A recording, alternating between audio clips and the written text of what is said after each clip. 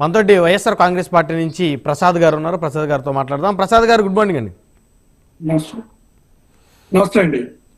So మొత్తానికి YSR Congress party హయాంలో అవినీతి జరిగిందని, అదేవిధంగా వ్యవస్థలు నిర్వీర్యమయ్యాయని చెప్పేసి కూటమి నేతలు ఆరోపిస్తూ ఉన్నారు.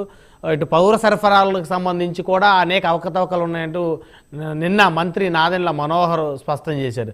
అదేవిధంగా ఇప్పుడు రిషికొండకు సంబంధించిన ప్యాలెస్ మీద కూడా పెద్ద ఎత్తున చర్చ జరుగుతుంది. ప్రజాధనాన్ని ఆనాడు ముఖ్యమంత్రిగా ఉన్న జగన్మోహన్ రెడ్డి గారు దుర్వినియోగం చేశారని. సో మీ అభిప్రాయం ఏంటి దాని మీద?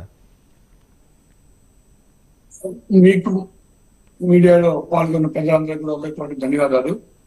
ముందుగా ఒక విషయం మనందరం గమనించాలండి. ఈరోజు ప్రజలు మీకు ఒక అవకాశం ఇచ్చారు. దాన్ని దుర్వినియోగం చేయకుండా మీరు ప్రజారంజక పాలన చేయాల్సిన అవసరం ఉంది. మీరు ఇప్పుడు ఏం చేస్తున్నారు? జగన్మోహన్ రెడ్డి గారు చెప్పినట్టు వచ్చిన రోజు నుంచి కూడా పరిపాలన దృష్టి పెట్టకుండా నాయకులు ఇళ్ల మీద పెళ్లను కొట్టను ఈ రాష్ట్రానికి బీహార్ లాగా తయారు చేశారు. నెక్స్ట్ పరిపాలన మీద అసలు ఈ రోజు అసలు కనీసం ఇంకా ప్రమాణ స్వీకారాలు కూడా చేయలేదు. ఏం ఒక్క వాడికి కూడా ముందుకు వేయకుండా వీళ్ళు కక్ష సాధింపుకే పరిమితం అయ్యారు. కానీ ప్రతి ఒక్క విషయంలో కూడా మనం గమనించండి. ఇప్పుడు ఇంతాక చెప్పారు పత్రికలకు స్వేచ్ఛ, అది ఇది చాలా చెప్పారు. ఇవాళ సాక్షి ఛానల్ రాష్ట్రం మొత్తం ఆపే పరిస్థితి. వీళ్ళు కక్ష సాధింపులు చేస్తున్నారు తప్పక ప్రజలు ఏదో మంచి చేస్తారని చెప్పి వీళ్ళు చెప్పిన ఇప్పుడు 20 లక్షల ఉద్యోగాలు కానీ ఇంకోటి కానీ ఇవన్నీ నిజంగా చేస్తారేమో అని నమ్మారు. ఏమండి ప్రసాద్ గారు, వచ్చి ఎన్ని రోజులైంది? కాదు ప్రమాణ స్వీకారం చేసి ఈ రోజుకి 4 రోజులు. అప్పుడే మీరు ప్రభుత్వం పైన విమర్శలు చేయడం అనేది ఎంతవరకు కరెక్ట్? కక్ష సాధింపు గురించి మీరు మాట్లాడతారా? కక్ష సాధింపు గురించి మీరు మాట్లాడతారా? ప్రసాద్ గారు, నిజాలు మాట్లాడండి.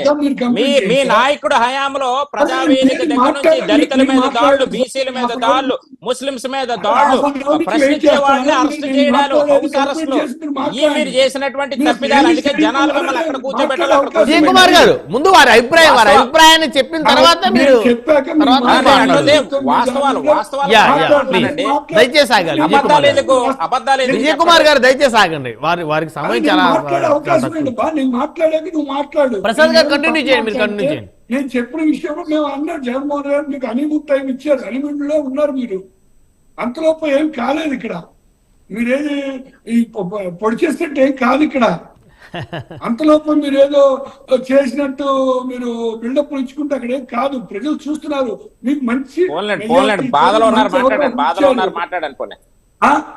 మీ మధ్య కంప్లీట్ చేయండి. తర్వాత మీరు చెప్పాల్సింది మీరు చెప్పండి. ఓకే బాధలో ఉన్నారు, మీకే ఛాన్స్ ఇచ్చా, మాట్లాడండి. నేను చెప్పింది మంత్రులు చంద్రబాబు నాయుడు ప్రమాణ స్వీకారం చేశారు. ఎమ్మెల్యేలు ఇంకా అసెంబ్లీలో చేయలా. ఇప్పుడు పథకాలు ఇస్తే శ్రీలంకలా తయారైతుందని చెప్పి మీకు అధికారం ఇస్తే ఇళ్ల మీద ప్రతి ఊర్లో ప్రతి చోట బీహార్ లా తయారు చేశారు. ఈ రాష్ట్రాన్ని ఇళ్ల మీద కొడతా ఉన్నారు, భయపడిపోతున్నారు. 19 నుంచి 24 వరకు జరిగింది అదే. మీరు చేసింది బీహార్ లాగా తయారు చేశారు. చూస్తున్నారు ప్రజలు కూడా. 10 రోజుల్లోనే మీరు ఏ విధంగా మేము ఇచ్చిన తీర్పు మేము బాధపడుతున్నాం అనే స్థాయికి వచ్చారు అప్పుడే ప్రజలు. మేము ఇటువంటి దానికోసం మేము తీర్పు ఇచ్చింది ఇళ్ల మీద కొట్టడానిక, మీడియాని స్వేచ్ఛని హరించడానిక, లేకపోతే అన్ని ఊరికి ఏమీ లేకుండా ప్రతిదాన్ని తొవ్వి అక్కడ ఏమీ లేకుండా ఇప్పుడు అక్కడ కట్టారు. విశాఖలో ఎందుకు కట్టారు? ఇప్పుడు దానికి ఎందుకు కట్టారు? జగన్మోహన్ రెడ్డి గారు ఏ ముఖ్యమంత్రి వచ్చినా వాడుకోవచ్చు. వాళ్ళు చంద్రబాబు నాయుడు ముఖ్యమంత్రి అయితే వాడుకోవచ్చు.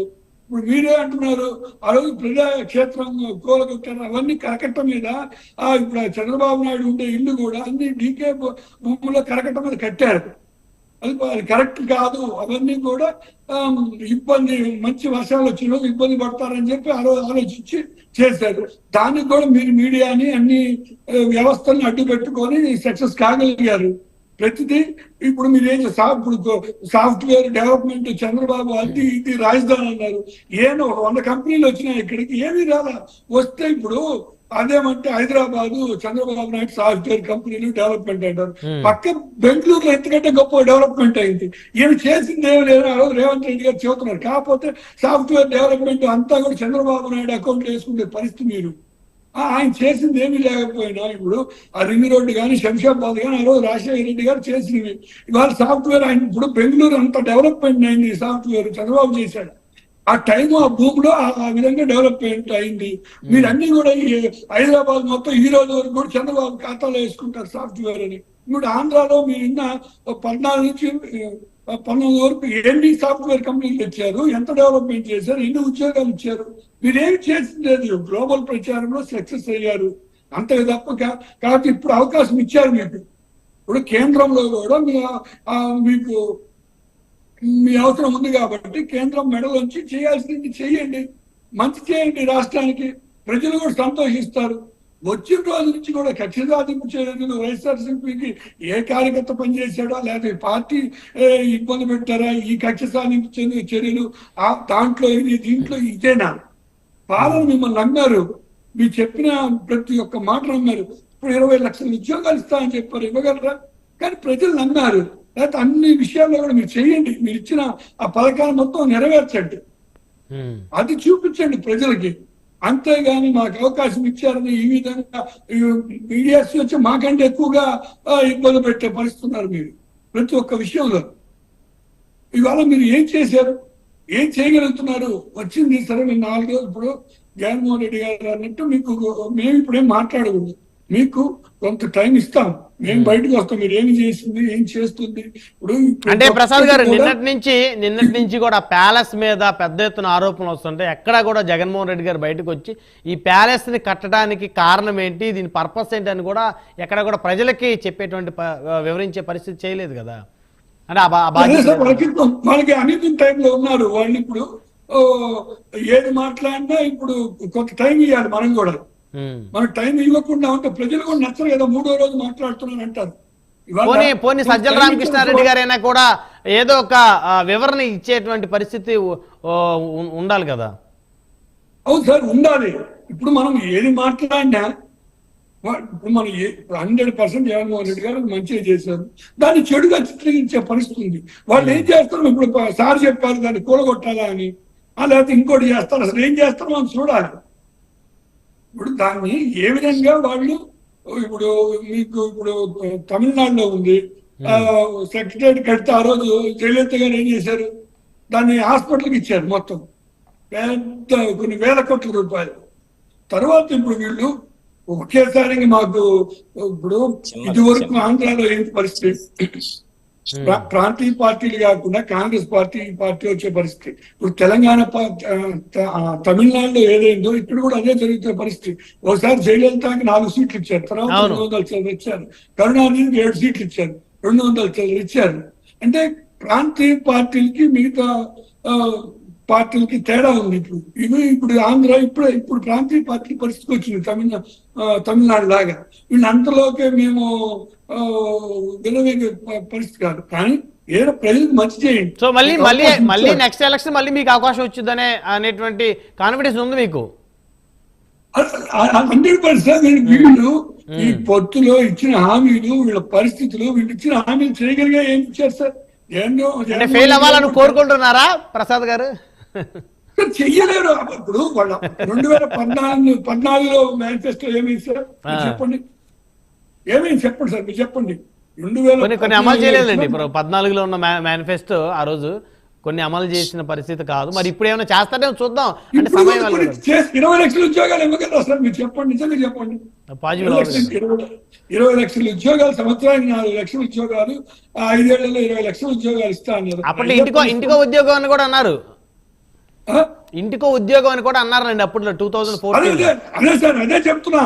ఇవన్నీ చేయలేదు. ప్రజలు ఏంటంటే ఇప్పుడు ఒకటి సార్, ఆశా జీవితం, ఆస్తి పెడతాను అంటే పింఛన్ 4,000 రూపాయల సంతకం పెట్టారు కదా, మొదటి సంతకం 4,000 రూపాయలు పెంచుతూ. అదే సార్, అది ఇప్పుడు ఇది ఇచ్చిన వాటిలో 1-2 చేయగలరేమో. 1-2 నాకు తెలిసి ఒక పింఛన్ ఒకటి చేయగలరు, బస్సు ఒకటి చేయగలరు.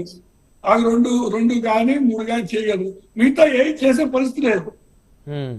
మనకు అంత అవకాశం లేదు. అది ఆ అబద్ధం జగన్మోహన్ రెడ్డి గారు కూడా చెప్పొచ్చు, కానీ ప్రజలకు ఆయనకి ఎప్పుడు లాస్ట్ టైం 2014లో కూడా రుణమాఫీ చెప్పు అని మేము మొత్తుకున్నాం. అవును, ఆ వద్దు చేయలేని పనులు మనం ఎందుకు చెప్పాలన్నా చంద్రబాబు నాయుడు చెప్పారు, విన్నయ్యారు. ఇవాళ ల్యాండ్ టైటిలింగ్ యాక్ట్ కూడా వీళ్ళకి బాగా పనిచేస్తుంది. అవును, వాస్తవంగా అది ప్రజలకు ఉపయోగపడే పరిస్థితి. మనం అది మేము ప్రజల్లో చెప్పుకోలేకపోయాం. అది అక్కడ మేము కొంత ఫెయిల్ అయ్యాం. ఇప్పుడు మీరు చూడండి సార్, ఇప్పుడు కలెక్టర్ ఆఫీసులు కానీ ప్రతి సోమవారం గ్రీవెన్సీలు జరుగుతుంది సార్, మనందరికి ఐడియా ఉంది. అవును, అక్కడికి వచ్చే అర్జీలు 100 అర్జీలు వస్తే దాంట్లో 60 అర్జీలు ల్యాండ్ గొడవలు ఎక్కువ. మీరు చూడండి సార్, ఇళ్ల స్థలాలు స్పందనలో కూడా ఎక్కువ అవే కదా. 60% ఇళ్ల ఈ స్థలాలకి భూమి కబ్జాలు, భూమి గురించే గొడవలు వస్తాయి. జగన్మోహన్ రెడ్డి గారు ఒక మంచి ఆలోచన చేసి ఏం చేశారు, ఈ యొక్క ఆయన వచ్చి గ్రీవెన్సల్లో మొత్తం వారు ఎంక్వైరీ చేస్తే మ్యాక్సిమం 60కి పై శాతం ఈ గొడవలే వస్తున్నాయి. ఇవన్నీ లేకుండా భూ సర్వే చేసి సమగ్రంగా టైటిల్ ఇచ్చి ప్రజలకి ఏ రోజు కూడా ఆ 100 గ్రీవెన్సల్లో వచ్చే 60 అర్జీలు తగ్గించాలి, ప్రజలకు మంచి చేయాలి అనే ఒక ఆలోచనతో వారు చేశారు. అది ప్రజలకి మేము చెప్పుకోలేకపోయాం. ఇంత మంచి జరుగుతుందనే ఆలోచనలో మేము చెప్పుకోలేక ఒక మంచి చేస్తూ ఆ మంచి ప్రజల్లో తీసుకోలేకపోయాం. ఇప్పుడు డెవలప్మెంట్ కూడా ఇప్పుడు 17 మెడికల్ కాలేజీలు తెచ్చాం. ఈసారి 5 మెడికల్ కాలేజీలు స్టార్ట్ అయ్యే పరిస్థితి. సచివాలయాలు, నాడు నేడు మొత్తం కూడా ప్రసాద్ గారు ల్యాండ్ టైటిలింగ్ యాక్ట్ అంటే ఏంటి చెప్పండి అసలు. స్థాయిలో చెప్పుకోలేక ఫెయిల్ అయ్యాం. చేశాడు, చాలా గొప్పగా చేశాడు జగన్మోహన్ రెడ్డి గారు. కోవిడ్ టైంలో అప్పులు తెచ్చా పరిస్థితి ఇక్కడ చేశాం. కాదు సంపద సృష్టించి చేశాడా, అప్పులు తీసుకొచ్చి చేశాడా? ఆగండి సార్. అంటే ఇక్కడ ప్రసాద్ గారు ఎలక్షన్ కు ముందు మీ స్లోగన్ ఏదైతే ఉందో, ఇచ్చిన మాట చేస్తే అంటే ఇచ్చిన మాట ఏదైతే నెరవేరిస్తేనే ఓటు వేయమని అని జగన్మోహన్ రెడ్డి గారు అడిగారు. ప్రజలు వేయలేదు అంటే ఆయన ఇచ్చినటువంటి మాటను నెరవేర్చలేదని ప్రజలు తీర్పునిచ్చినట్టే అర్థం చేసుకోవాలి కదా. 100% ఆయన దమ్ముగా చెప్పగలిగారు సార్. నేను మంచి చేస్తేనే నాకు ఓటు వేయండి అని చెప్పగలిగారు. ఈ దేశంలో ఏ రాజకీయ నాయకుడు రైట్ 1 by 1 కంక్లూజన్ తీసుకుంటా.